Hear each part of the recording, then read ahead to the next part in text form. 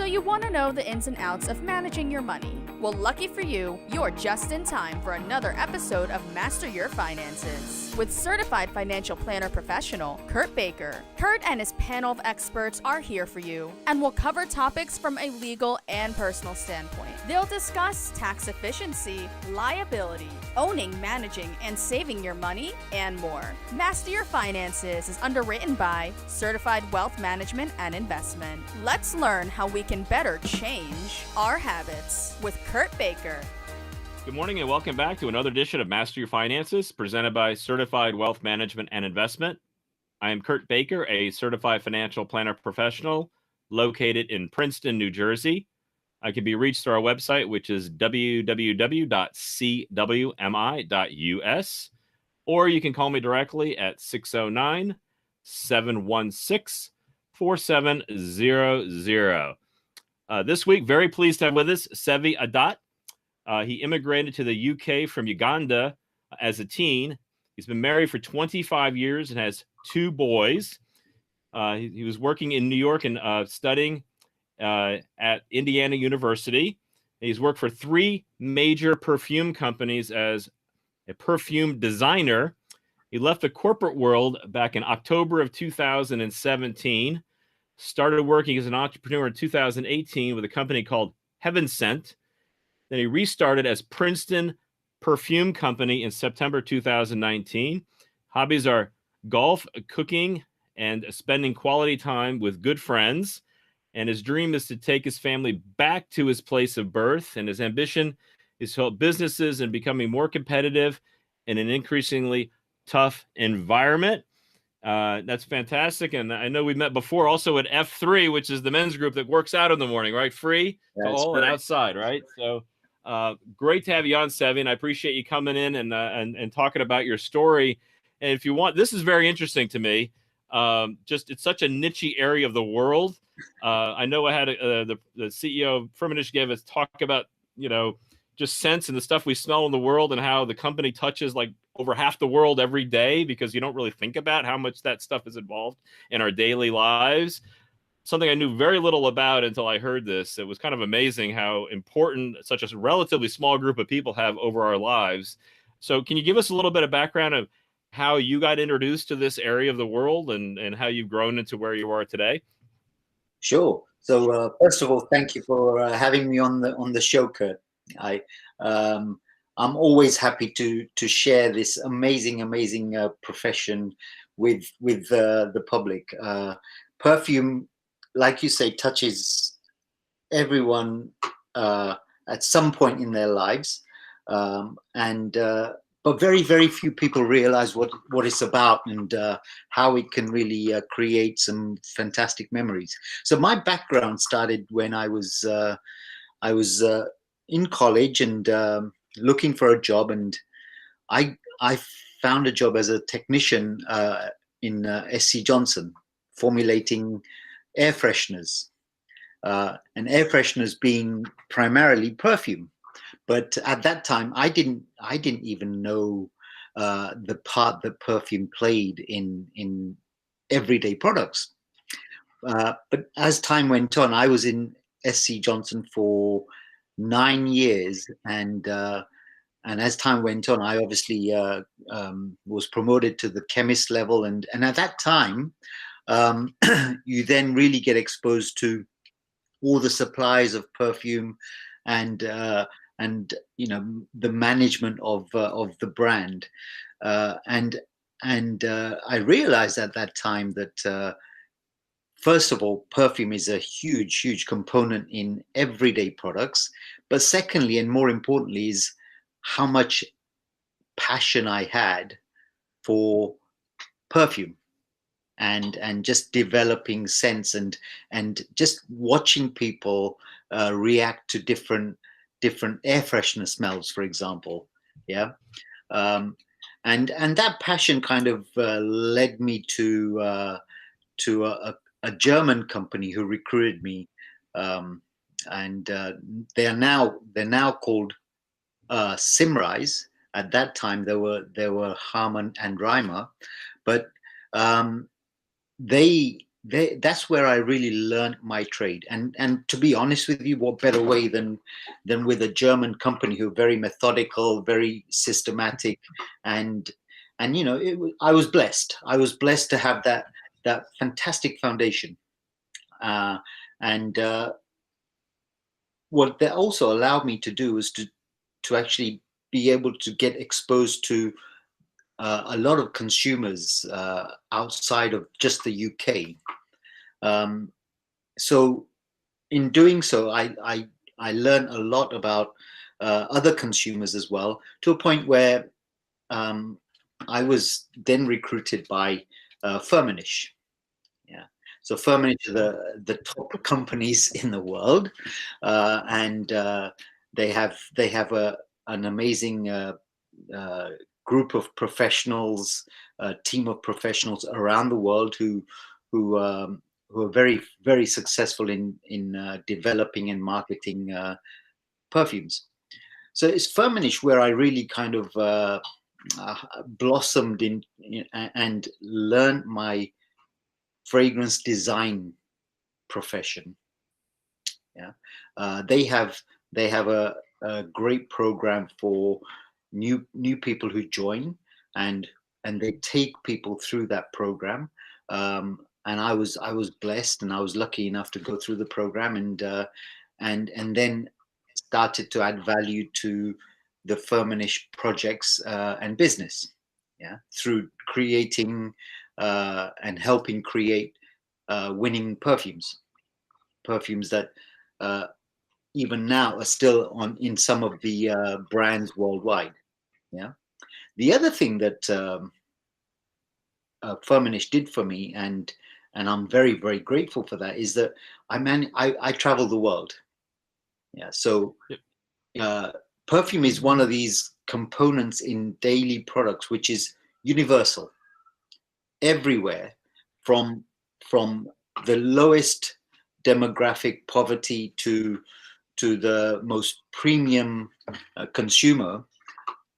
Everyone, perfume touches their lives. Perfume. Yeah, that's amazing. I mean, you mentioned Firmenich, which, as you know, is a very local, large company near us. And when we first moved here, my wife and I really didn't know what it was. I just remember going by before they upgraded their system. I don't know what it was. You go by, and every once in a while, you'd smell like butterscotch. You smell this. I know they changed all that as the population, because it used to be in the middle of a farm, right? So it didn't really matter. But I know they upgraded, so you didn't really smell. You knew like what they were making that day. It seemed like, right? But one thing I also remember is they used to, and I don't know if they still do this or not, they would bring in the public and do sample testing, and they would, because I did this a couple times. I thought it was really fascinating. They give you like $5 or something to come in, and they would say, here's their different samples, and they would ask you a bunch of questions and what you thought. I thought it was very fascinating how they were trying to get public interaction there. And another thing that I found very interesting, and you can speak to this a little bit, is how the people, there's actually relatively small group of people who determines like what we like, right? Like I forget what they called them, but the people have a really good nose, I guess I'll just say it that way, that can kind of really detect things. It's almost like having somebody perfect pitch hearing, right? For, if you're in the musician, but apparently it's a very small elite group of people that can kind of do these things, right? And I was quite impressed, frankly. So, that was my job. Yeah. To basically, I was the conduit between the consumer and the person who actually puts the chemicals together, the perfumer. Yeah. And as a conduit, as a kind of a go-between, my job was really to interpret what the consumer is saying and into a perfumer language. Yeah. So for example, if I was to say fresh, okay, what does fresh mean to you? Yeah. Okay. Right. What it means to you is going to be quite different from what it means to somebody else. Yeah. But when you smell a fragrance, when you smell a perfume, you will say it's fresh. The other person will say it's fresh as well. Yeah. And my job is to basically take that, interpret that into something which is more meaningful for the person who's putting the chemicals together. Yeah. So fresh, for example, could be, in the context of a brand, it could be freshly cut grass, green grass. It could be lavender. It could be another flower like rose. Or in some cases, it could be freshly baked bread, or freshly baked cookies, which is a vanilla note. So, it means different things to different people. And the fascinating thing about what I do is to take that, interpret that into something which is much more meaningful to the perfumer, and then we can then put it into a blend and see how it then works with the consumer. Yeah. So that was my job, and it's a fascinating field. There's no science as such to it, but there's a lot of discipline associated with it. Yeah. Yeah, that's amazing. Yeah, I definitely want to get into more about that, because I just find it's a very interesting part of our senses, so to speak, that I really never give a lot of thought to until somebody actually started discussing it. We're going to take a quick break. You're listening to Master Your Finances. We're going to be right back.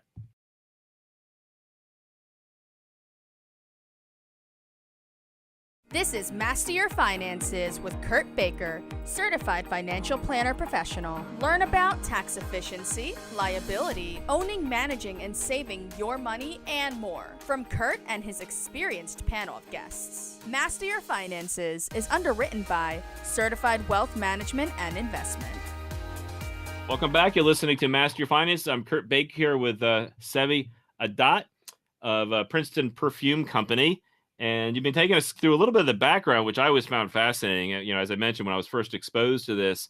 And I know it has a lot more of an impact on our lives, like what we smell and how we smell it, and like why we have certain scents in certain products and things like that.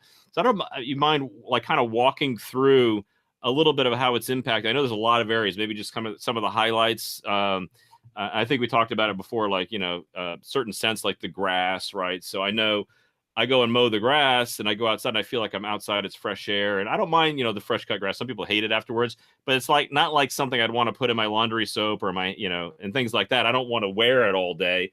So I just thought that was interesting, how that chemistry, it really is chemistry reaction within our brains and our body, right? What's going on? Would you mind kind of explain a little bit about that and how you transition what we really want? And to me, it's very fascinating how all that works. Sure. Yeah. It is very fascinating, and it's a very, very broad subject, Kurt. Yeah. So, kind of to summarize it in a way, very few words. First of all, you're experiencing different smells from the day you're born.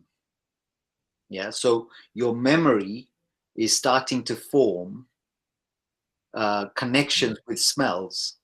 Your brain is forming connections with smells from the time you're born. Yeah.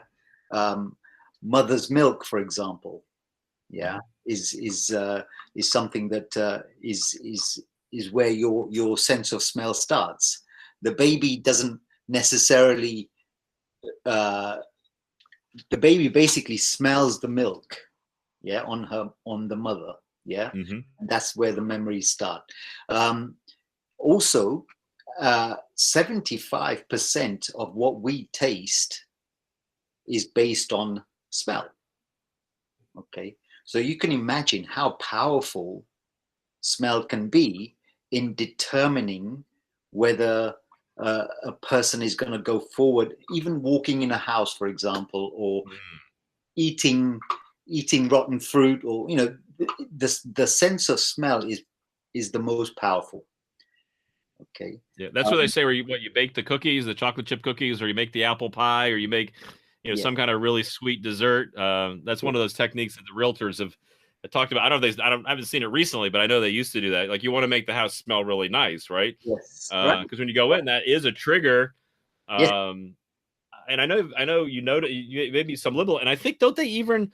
I heard this, and maybe you can validate this. Don't they Mhm. put scents into the air systems, into Yes, like large malls and things like that? They'll put a very subtle scent, yes, which helps elevate your mood, so you feel like yeah, it's a good place, I guess, very right? For much, lack of a better, I don't know the very much. technical term, but And it, yeah, to build which on, I found that was fascinating. yeah, yeah, yeah. To build So they're on kind that, of sneaky about it a little bit sometimes.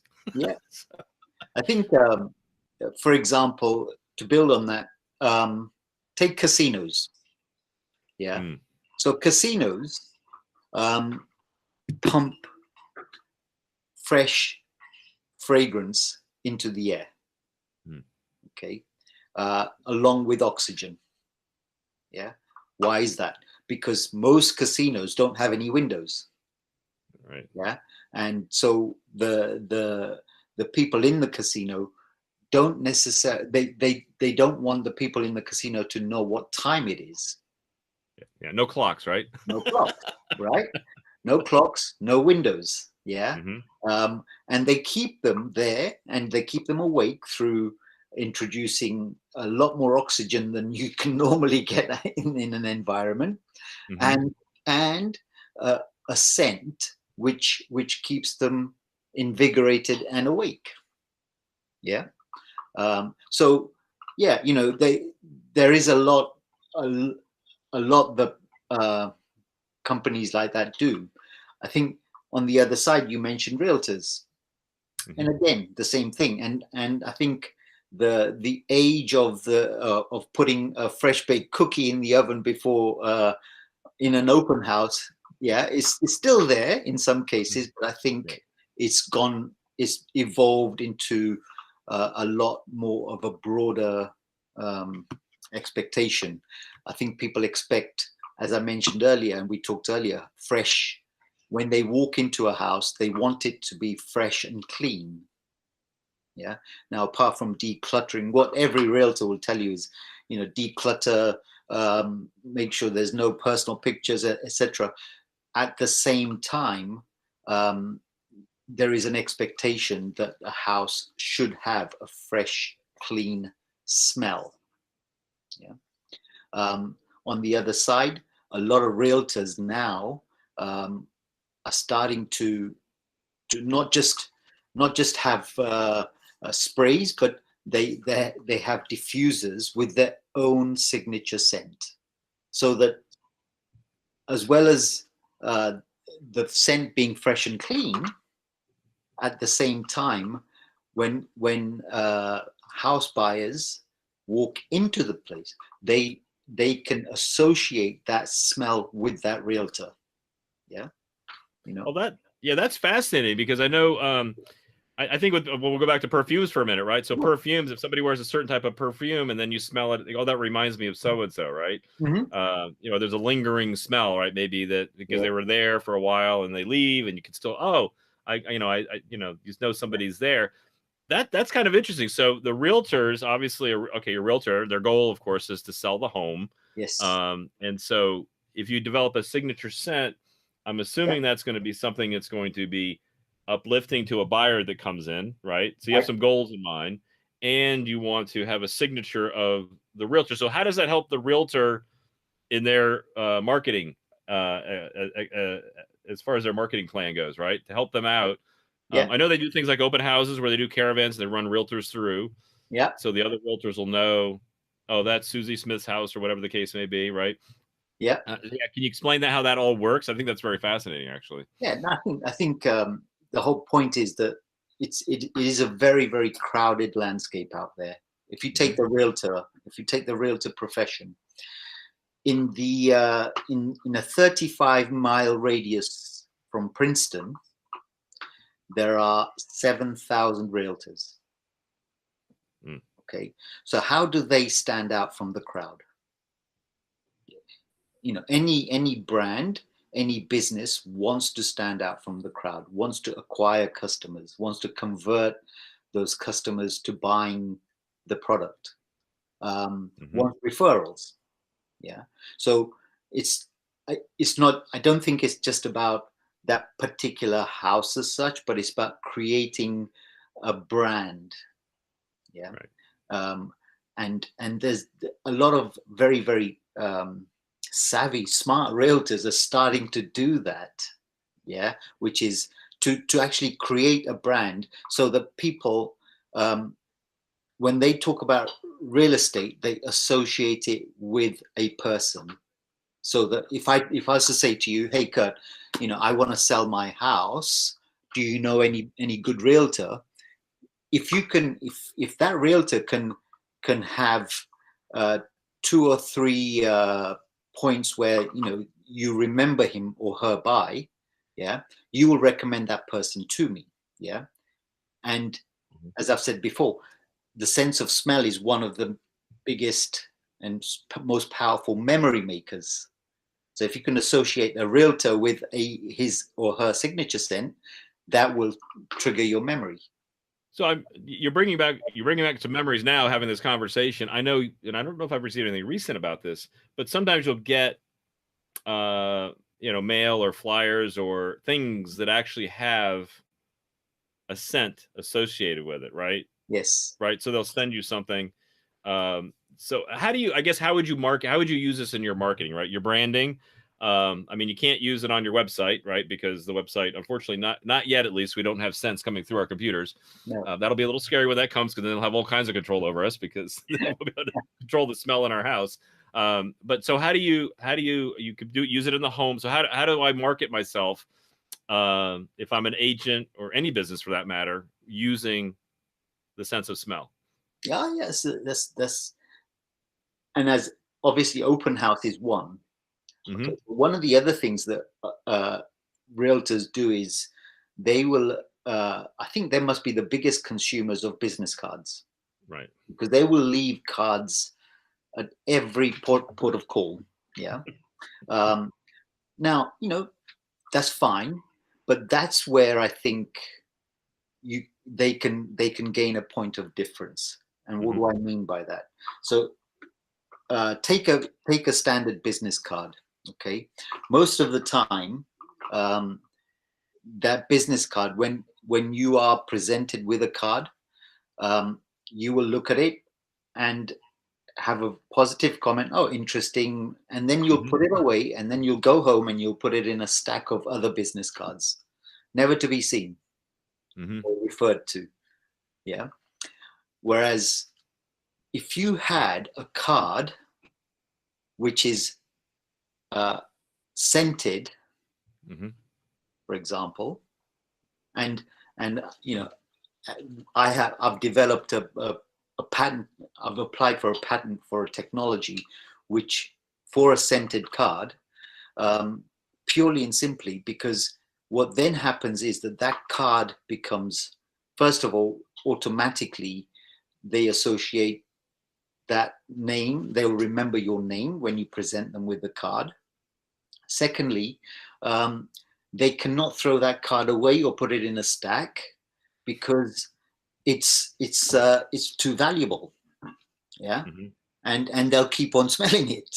Yeah. Right. If it contains essential oils, for example, like lavender, so there's you can actually, and I think a lot of people are looking at ways in which we can expose fragrance in everyday situations as a promotional products. Yeah. And for me anyway, I think business card is certainly one of the biggest opportunities to do that. Yeah. Well, that's amazing. We're going to take another quick break here. You're listening to Master Your Finances. We're going to be right back.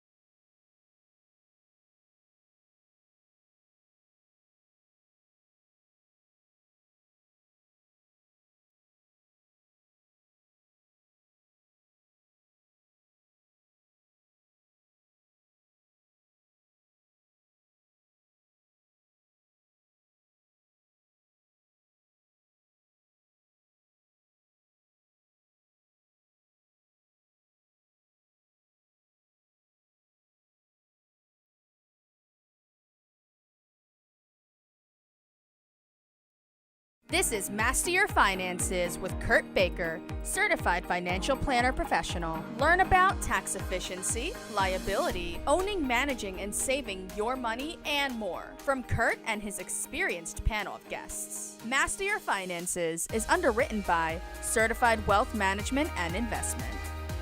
Welcome back. You're listening to Master Your Finances. I'm Kurt Baker here with Sevi, Adat, and we've been talking about a little bit about marketing, which I think is very unique with Sense, at least on the level you're talking about. I mean, large companies have been doing it forever. I mean, if you go buy laundry detergent, all these things, obviously they've known about this for many, many years. But to do it on a more individual basis, I'm assuming this came up while you were thinking about at Firmenich. So how did all this happen, and how did you evolve into kind of being on your own, if you don't mind me asking, Sure. how that evolution occurred? Sure. So yeah, just my next evolution from Firmenich was with another company, another perfume company, and the company was based way up north in North Bergen County, which was, as you can imagine, from here to there everyday commute was just horrendous. So in 2017, actually, we parted our ways, and I spent the next 3 months just decompressing and flushing out the commute from my system before starting the company called Heaven Sent. Yeah, and the whole premise for Heaven Sent was based on the ability of perfumes to create memories for special occasions. And the one that I was aiming at was the most special occasion for most people, which is the wedding. Mm-hmm. And the reason is again based on personal experience, where and I remember when I got married, and it was actually nearly 25 years ago right now, and I remember seeing my wife, and I went, as we were standing next to each other, I could smell an amazing fragrance. It was rose, carnation, and a little bit of musk, and straight away I knew it was eternity. Yeah, which was one of the biggest perfumes at the time. Yeah, by Calvin Klein. Anyway, I asked her, and she said yes. Now, fast forward to 2018. Even now, whenever I encounter that smell, it always takes me back to that happy day. Yeah. And I thought, you know what, there's a germ of an idea here which we can build on with Heaven Sent, which is to offer couples their own fragrance, customizable, by having, let's say, a collection of. So I developed a collection of 5 perfumes, which could be used by themselves or could be used in combination with one another. Okay, so if you then combine perfume A with B, you create a totally different smell. Yeah, and the way to do that is to roll A on one wrist, B on another wrist, mix the 2 wrists, and bingo, you have your own blend. Yeah, so that was the whole premise of Heaven Sent, and it was great. People loved it, because what we also did then was to create a complimentary candle. Okay, so the reason for that is because one of the biggest tools, most popular tools for creating memories is the photo. So when you're at weddings, people will take thousands of photos. You will get a professional photographer who will take pictures and then present you with the album, or now it's all digital. Yeah. Mm-hmm. But the one thing that misses first of all, when you get those, you will look at them for the next month or so when everything is still fresh in your memory. After that, you'll put that away, never to revisit. Yeah. However, imagine burning a candle with that scent of your wedding day that will evoke those happy memories and take you back to that special occasion. Yeah. So that was the whole concept behind Heaven Sent. And when I started this, people loved it. I did some shows, events, and honestly, the feedback was amazing. Not just on the concept, but also on the fragrances that I was presenting. The only problem was that in a wedding list, in a registry list, um, the the idea of having favors or your own perfume or your own signature is way down the list. People are interested in the music, people are interested in the food, Hmm. the drinks, the venue, but not necessarily in creating a signature scent for their guests to remember them by. Yeah. So Heaven Sent, and then when I talk to people, they love the name Heaven Sent, but it didn't really necessarily take them to what services I was offering them. Mm. Okay, and as a startup business with very little funds for promotion, that was not a very good sign for Right. me. It was like, okay, um, it's a great name, but I have to change. Right. Yeah, the concept is great, but again, if the name doesn't and the brand doesn't necessarily jive with the concept, then I'm not really going to get any success out of this. Yeah, so that's when uh, I changed to Princeton Perfume Company. Yeah. Well, Now, yeah. yeah, go ahead. No, that's great. I mean, so it sounds to me like I'm thinking out loud now. Like, so you had a great idea, but I think one of the issues you had is one, it's hard to market to the newlyweds where they're really not familiar with this, right? Because Right. it's not widely known yet, and they Right. would kind of be like, okay, that sounds like interesting, but I've got these other things ahead of it. But the idea is great, and a wedding, hopefully, you're doing one and that's it for a long time or forever, right? So Right. that's it, and so you're not getting a lot of repeat Yeah. business coming back saying, hey, we need to make more candles to send to our guests that were here 3 years ago or 4 years ago or whatever the case may be. So Right. you're not really developing a pipeline. And as any business knows, recurring income is the lifeblood. You have to establish a methodology that Yes. will help you to maintain an ongoing income stream of some kind through the referrals or whatever the case may be. That's Yes. hard with weddings until it's an established, known thing, right? I think is probably what you struggle with. So now you're like, Yes. how do I put this in a different the same idea, Mm-hmm. but maybe more in a corporate world? So Right. is that kind of what the evolution ended up being? And Absolutely. was realtors your first place to go? I mean, realtors, as they're marketers like nothing else, right? They Yeah. definitely, the good ones know how to market, and that's Yes. usually what makes the difference for them, is Yes. they are marketing experts, right? Yep. Absolutely, Kurt. You hit the nail on the head. You as an entrepreneur and single business, I had to somehow pivot. I had to, and Hmm. this is, pivot is a word that's now being used for under the banner of COVID, but my pivot happened way before that. Right. And it was really, yeah, I'm at a crossroads, and I'm thinking, okay, I know that the idea, the concept is great, So but so how did you roll this out? Now I'm gonna play. Now right, you've got a challenge, right? Now you've got to talk a realtor into do it. Who's yeah, like, okay, I'm sending out 1,000 mailers this week. I'm sending out cards. I'm sending out yeah, this. Okay. I mean, literally have a system in place. Most of them, right? The yes, ones that are good. How yes. did you talk? How did you market to somebody and say this is going to make your brand better? How did you interject yourself into that and get somebody to try it? And then once you did, what Uh-huh. started to happen at that point? Yeah. So, and I'm still in the process of that kind of growth Hmm. phase. Yeah, but it's very interesting.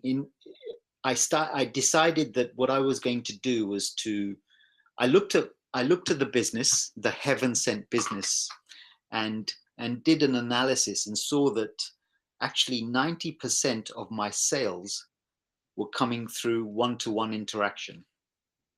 If I could explain the concept to somebody and and get them to understand the power of perfume, Hmm. then 9 times out of 10, I would get a sale. So 90% of my sales were coming through that. Now, granted, it wasn't much at the time because this is a startup business, but still, it gave me a very interesting insight, which is the fact that if I wanted to grow this company, I had to go through the networking phase, okay, the face to face. In other words, expose and get myself in front of people as often and as much as possible. Okay, and I almost reconciled it to it being a numbers game. Okay, so it's not necessarily the type of person or a target consumer. It's just more, as many people as possible. Yeah. Now, at the same time, the services that I offered also changed because they were no longer the minimum order quantity was no longer one candle or one perfume.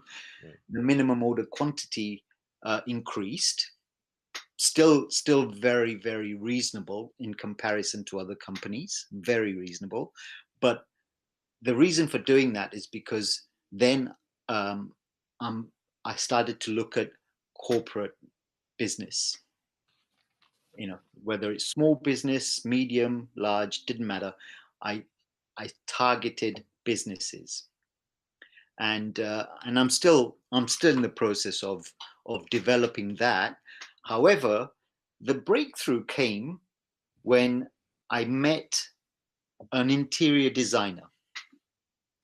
Okay, and she, out of it's that typical out of 100 people that you meet, there's one person who is going to be your early adopter. Yeah, and she was that person. Well, that's absolutely fantastic. We're going to talk more about that right after another quick break. You're listening to Master Your Finances. We'll be right back.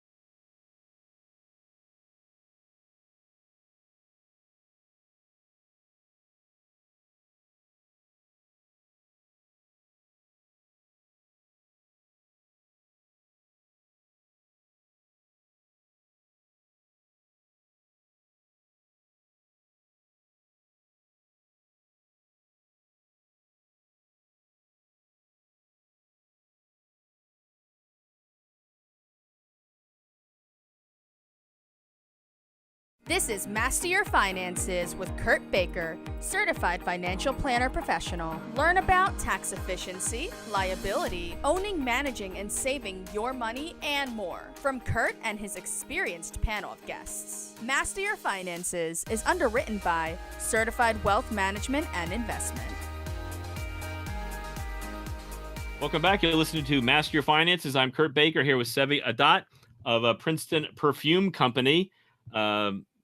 Entrepreneur, got a lot of corporate background, a lot of expertise, and you're starting in an area that's really, really interesting. Kind of, to me, it's almost like a niche within a niche, right? You got Sense, which is everywhere, but from a business standpoint, it's a relatively small number of people that do this, even though it has a wide spread. Now you're really kind of tailoring it down, and you're doing what every single business has had to do that started from scratch. Is now you have to sell your concept and go out there. And I think you brought up some fantastic points in the last segment. Is I think a lot of people think that you have to have the money to start the business, where in fact you need really the sales, you need the network, you need the connections, you need all of that. Once you find the right people and you tailor your business model around that, you're always tweaking. Businesses are constantly evolving to meet whatever those contacts want and what you can provide. And I think you mentioned that you had an interior designer, right? So you were talking about maybe 1 in 100. So you have a very, you have to meet a lot of people, I guess, is really, because you've got two things. You've got a new business, you've got a new concept that you have to really explain to people. how it all works and why it works, right? So you've got an extra level of, education that has to go on to meet. So it's even a little more difficult than other types of businesses that may exist in some form, right? Mhm. So how did that work out? You met that designer. Can you kind of take us through the story of how, that went forward from there? Sure. So yeah, we got discussing on her business and on my business, and then she had always had this idea that she wanted to launch her own home care perfume line, fragrance line for Mm. homes. So she asked me if I could develop a candle for her and a special signature scent for her. Okay, and and that's how the whole thing started. So I asked her a few questions about what her likes were, what type of experience she wanted to create for her customers, and I presented her with a range of scents, different types of scents, um, and basically just to narrow down on what her preferences would be, and from that she selected two, and then we talked some more, and it turned out that what she was looking for was to create a rich experience of walking into a library, which was with a teakwood table. Okay. So as soon as I kind of articulated that to her, she was, yep, absolutely. That's it. And so then I went into uh, developing the teakwood scent. Mm. Yeah. And that's, and again, we had 2-3 iterations of the scent. And she then selected the one that she liked. I, I, I I then presented that to her in a finished candle form. Mm-hmm. Okay. And she approved it. And that's how the whole thing started. Yeah. So now she has her own candle with her own logo, which is with her own signature scent, all provided to her by Princeton Perfume Company. Yeah. Well, that's fascinating. 'Cause you just triggered something for me, as far as, because people make like wines and things, right? I mean, this is kind of correlating a little bit to creating something unique to your business, labeling it, selling it, or most of the case, are giving them out. I know in our business, they'll get groups together, and I can kind of imagine something happening in this way too, where you say, "Hey, let's create something. We'll Yeah. design it together as a Mhm. team building thing, right?" Once you Yeah. decide on what you're going to do and create like this logo that their logo they're going to put on it, then they can send it out to their clients, right? And say, Yeah. "Here we go. Here's a thank you gift for doing business with us. Yeah. I hope you enjoy." I can definitely see that as being a marketing Absolutely. deal and a team building thing, right? Because you can get a couple people Yeah. together in an office and have them come together and kind of decide what they want to do Yeah. together, right? Correct. And the interesting thing is that it's not just you can go to online catalogs and get candles with a very generic vanilla or melon, but these are more tailored and customized scents. This Hmm. is much more for you and your preferences and your brand. Yeah. And you're right, and then they can be used for many different occasions. Yeah, there's a holiday season coming up, just general corporate gifting, but they're not your swag. Yeah, they're Right. much more premium gifts that you would make your customer feel very special by giving them that gift. Yeah. So if you give, I mean, I'll just go to my industry for a minute. Things like Yeah. financial services is famous for being unable. It's very difficult to describe it in the sense of marketing, right? Yes. Because you're really trying to build trust, Yeah. understanding, compassion. There's a lot of these like feelings that you're trying to create for somebody when you create any kind of marketing. Mm-hmm. And the big boys even they're constantly trying to update and change these things because it's hard. it's a very difficult thing to do from a marketing perspective. What it really comes down to is a one-on-one relationship and trusting that person is sitting across the table from you, so to speak. Yeah. But so how do you like do those analysis and say, okay, well, here's how I'm going to help you Yeah. present this particular image Yeah. that may not be very tangible in some cases. No, it's very interesting. You talk about financial service. So I'm actually service. I provide a diffuser for the office for a financial consultant, 2 financial consultants. Yeah, and the idea there is again to do with the fact that financial consultancy generally for the layperson, for the customer coming into your office, there are many financial consultants. So how do you differentiate yourself? Mm-hmm. How do you become more memorable than another person? Yeah, and everyone's first impression is the most important. So when someone walks into the office, that first impression is absolutely key, and it can determine whether they're going to stay in that office or whether they want to leave as quickly as possible. Yeah. And that subliminal cue of a fresh scent can be very important to making them stay and buy a product. Okay, whether that's going into a supermarket or whether that's going into a financial consultancy office. Yeah, it's the sense of smell, and that subliminal olfactive cue is probably one of the most important ways in which people make a purchasing decision.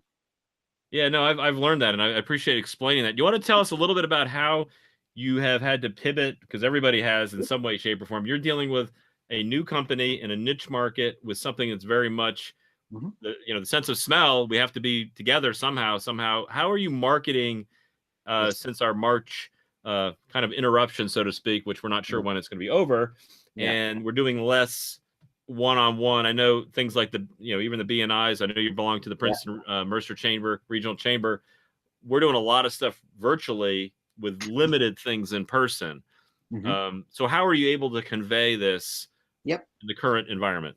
Yeah, it's a process, Kurt. Yeah, and I think I'd be a millionaire if I was to tell you exactly what that process was, because I'm still learning. But it is a process, and whether it's right or wrong is down to the individual judgment, I guess. But in my case, I've increased my my networking and my presence amongst all the networking groups. So whether that's the Chamber of Commerce, and although BNI doesn't meet on a face-to-face, in fact, for me, it works very well because I can join many BNI groups virtually around the country and talk about my services. The second is that sampling. So how do you get your product across to the consumer, to the customer? And this is where cost-effective sampling helps in my case. And so the card that I talked about, the business card that I talked about, has really come into play and has taken a life of its own, because now I use that same card to sample different scents to customers, and I can send it to them at a very cost-effective rate. And if they decide to take up the services, then they don't pay for that product box. If they don't, then there's a minimum fee involved in it. Yeah, so that's one way. The other one that I've done is I've pivoted, and I now make essential oil blends. Okay? But as well as that, I work with a mind and body holistic place in Hoboken, and we are developing corporate workshops, because one of the insights from COVID was that people are zoomed out. People have got Zoom fatigue. True. Yeah. And when they have happy hours are supposed to help people overcome Zoom fatigue and talk about something else. In fact, most of the time when they have happy hours, they still talk about work. Mm. Okay. Whereas the workshops that we have developed, what happens is that I send, and it's a collaboration. So I send a small kit of essential oils ahead of time to the participants. And then during the Zoom call, during the Zoom happy hour, if you want, I take them through how to blend, how to make a blend using the essential oils. Okay, so there's a lot of customer engagement. And then my collaborator, okay, will then take them through how to meditate and have that blend, use that blend in the meditation process. Yeah. And the way they work, they use that blend is that we have a small diffuser that you can plug into the USB on your computer. Okay. And you add a few drops of the blend into the diffuser, and it diffuses into the air and creates your healthy signature bubble for you. Yeah. You know, and so that's how we have pivoted. So we've gone more essential oils. And when people talk about essential oils, the perception and the bridge is much easier to go towards health, well-being, and self-care. Yeah. Yeah, that's obviously a big topic these days, trying to stay healthy for sure. Exactly. I mean, you've been amazing. I appreciate it. I've learned a lot about the sense of smell and how important it is, and how powerful it can be, just in many aspects, including branding and things like that. Thanks again for coming on today. You've been listening to Master Your Finances. I'm Kurt Baker. I can be reached at 609-716-4700. You can subscribe to this podcast and all the podcasts we have by going to masteryourfinances.us. Remember, together we can master your finances so you can enjoy financial peace of mind. That was this week's episode of Master Your Finances with Kurt Baker, Certified Financial Planner Professional. Tune in every Sunday at 9 a.m. to expand your knowledge in building and managing your wealth. Missed an episode? No worries. You can subscribe to a free weekly episode of Master Your Finances to listen to on your favorite podcasting platform. Apple, Spotify, Google Podcasts, whatever. Master Your Finances is underwritten by Certified Wealth Management and Investment. Only on 107.7 The Bronx.